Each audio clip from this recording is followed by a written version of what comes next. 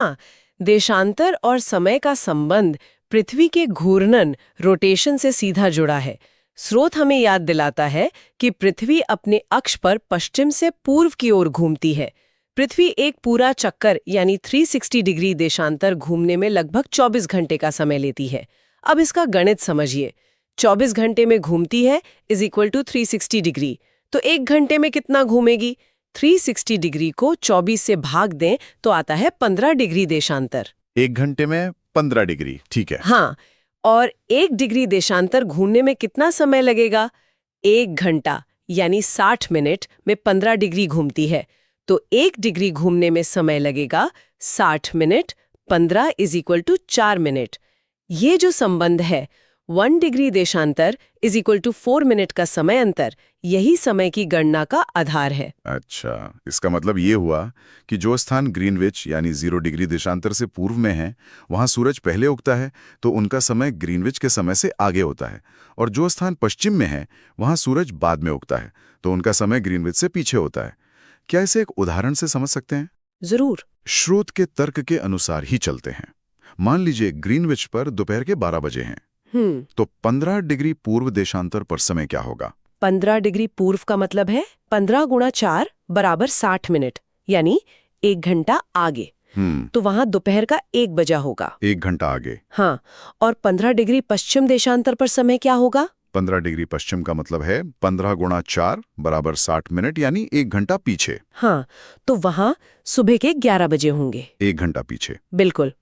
इसी तरह 180 डिग्री देशांतर पर, जो 0 डिग्री के ठीक विपरीत है, ग्रीनविच के दोपहर 12 बजे के समय ठीक मध्य रात्रि होगी, क्योंकि 180 डिग्री का मतलब है 180 गुणा 4 मिनट बराबर 720 मिनट, जो कि पूरे 12 घंटे होते हैं। ये स्थानीय समय की गणना तो ठीक है, लेकिन सोचिए भारत जैसा विशाल देश है जिसका देशांतरीय विस्तार काफी ज्यादा है, लगभग 68 डिग्री पूर्व से 97 डिग्री पूर्व तक। स्रोत बताता है कि गुजरात के द्वारका और असम के डिब्रूगढ़ के स्थानीय समय में ही करीब 1 घंटा 45 मिनट का अंतर है। अगर हर शहर अपना स्थानीय समय माने तो ट्रेनें कैसे चलेंगी, ऑफिस कैसे खुलेंगे? इस समस्या का क्या समाधान निकाला गया? ये एक बहुत ही व्यवहारिक समस्या है, और इसी के समाधान के लिए मानक समय स्टैंडर्ड टाइम की अवधारणा अपनाई गई। ज्यादातर देश क्या करते हैं कि अपने देश के लगभग बीच से गुजरने वाली किसी एक देशांतर रेखा, मतलब याम्योत्तर, पर जो स्थानीय समय होता है उसे ही पूरे देश के लिए मानक समय मान लेते हैं। तो भारत का मानक समय यानी इंडियन स्टैंडर्ड टाइम IST किस देशांतर पर आधारित है और इसे ही क्यों चुना गया? ये प्रीलिम्स के लिए एक बेहद महत्वपूर्ण तथ्य है। याम्योत्तर स्टैंडर्ड मेरिडियन माना गया है। ये रेखा उत्तर प्रदेश में मिर्जापुर के पास से गुजरती है, ऐसा माना जाता है। स्रोत में स्थान का उल्लेख नहीं है, पर यह सामान्य जानकारी है। इसी याम्योत्तर के स्थानीय समय को ही पूरे देश का भारतीय मानक समय इंडियन स्टैंडर्ड टाइम IST माना जाता है। अब सवाल है कि 82.5 डिग्री ई ही क्यों? इसे चुनने का मुख्य कारण ये है कि ये भारत के कुल देशांतरीय विस्तार, मतलब लगभग 68 डिग्री ई से 97 डिग्री ई तक के लगभग बीच में स्थित है। इससे देश के पूर्वी और पश्चिमी हिस्सों के समय का अंतर काफी हद तक संतुलित हो जाता है। साथ ही मानक समय अक्सर 15 डिग्री ये 7.5 डिग्री के गुणक पर रखे जाते हैं, ताकि अंतर्राष्ट्रीय समय समन्वय में आसानी हो। जैसे 15 डिग्री का मतलब 1 घंटा और 7.5 डिग्री का मतलब आधा घंटा, और 82.5 डिग्री भी 7.5 डिग्री का गुणक है। 7.5 गुणा 11 बराबर 82.5। अच्छा, ये लॉजिक है। और ये भारतीय मानक समय ग्रीनविच मीन टाइम या जिसे अब UTC कहते हैं, उससे कितना आगे? क्योंकि भारत ग्रीनविच 0 डिग्री से पूर्व में 82.5 डिग्री देशांतर पर है, तो जाहिर है हमारा समय आगे होगा। कितना आगे? 82.5 डिग्री को 4 मिनट प्रति डिग्री से गुणा करें तो आता है 330 मिनट। 330 मिनट यानी 5 घंटे और 30 मिनट। तो IST is equal to GMT plus 5 घंटे 30 मिनट। तो प्रीलिम्स पॉइंटर्स यहाँ खास बातें।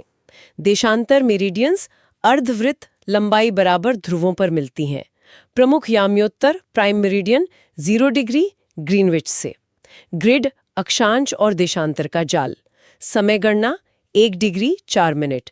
पूर्व में समय आगे, पश्चिम में पीछे। मानक समय की जरूरत, भारत की मानक याम्योत्तर 82 डिग्री 30 मिनट ई और IST is equals to GMT plus 5.30। और मेंस ऑनसाइट्स देखें तो मानक समय सिर्फ सुविधा का मामला नहीं है, ये राष्ट्रीय एकता और आर्थिक गतिविधियों के सुचारू संचालन के लिए भी जरूरी है। भारत में एक से अधिक समय क्षेत्र टाइम जोन्स की मांग पर बहस होती रहती है, आपने सुना होगा, खासकर उत्तर पूर्वी राज्यों के संदर्भ में जहां सूर्योदय बहुत जल्दी हो जाता है। इसके पक्ष और विपक्ष में सामाजिक, आर्थिक और प्रशासनिक तर्कों का विश्लेषण मेंस के लिए प्रासंगिक हो सकता है।